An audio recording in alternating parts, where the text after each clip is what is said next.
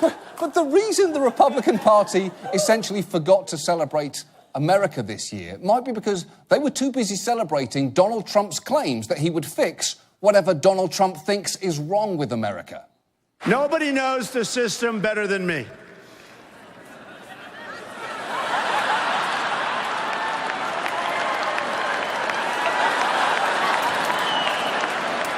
Which is why I alone can fix it. When I take the oath of office next year, I will restore law and order to our country. I am your voice.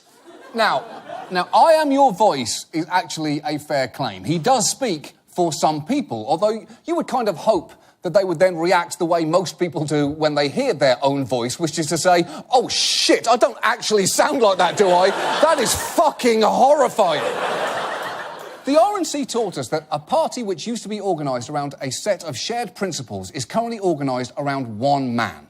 And given that that is the case, his judgment is pretty much the only thing that is important when considering who to vote for in November. So to that end, I would like to show you something he said recently. And before I do, he has clearly said countless awful things throughout this campaign, any of which would disqualify any other candidate. Just this week, he declined yet again to release his tax returns, lied about getting a letter from the NFL agreeing with him that the debate shouldn't clash with football games, called Angela Merkel a moron, implied that Brazil brought the Zika virus on themselves, and encouraged a foreign powers hack of his political rival. Now, two of those didn't happen, but you're not sure which two, and that's kind of the point, isn't it?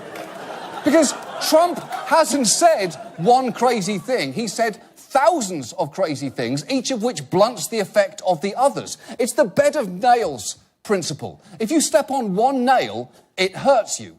If you step on 1,000 nails, no single one stands out and you're fine. That is how Donald Trump has managed to say pretty much anything in this campaign, seemingly without consequences. And yet, even with that caveat, his response when asked about that speech from Ghazala Khan stands out. I saw him. He was, very emotional and probably looked like a nice guy to me. His wife, if you look at his wife, she was standing there. She had nothing to say.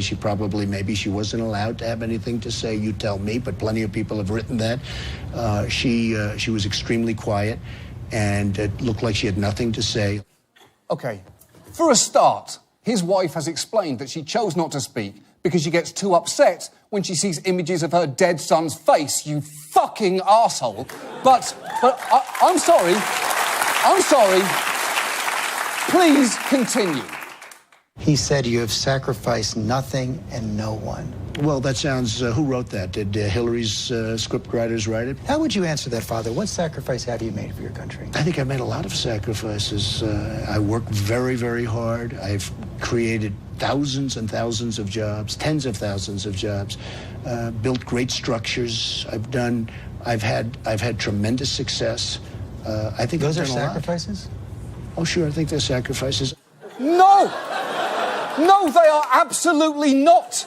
They are self-serving half-truths from a self-serving half-man who has somehow convinced half the country that sacrifice is the same thing as success.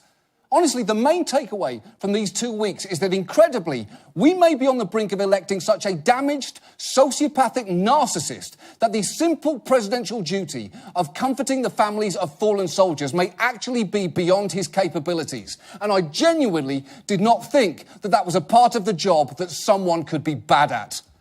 And now, this.